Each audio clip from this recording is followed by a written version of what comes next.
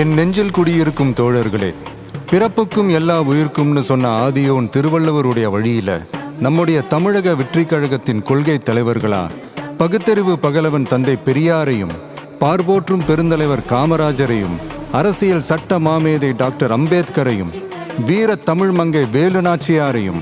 மக்கள் சேவகர் அஞ்சலை அம்மாளையும் நம்முடைய அரசியல் வழிகாட்டிகளா ஏற்று சாதி மத பாலின பாகுபாடு இல்லாத சமத்துவ சமுதாயத்தை உண்டாக்க மதச்சார்பற்ற சமூக நீதி கொள்கைகள், அதாவது செக்யூலர் சோஷியல் ஜஸ்டிஸ் ஐடியாலஜிஸோட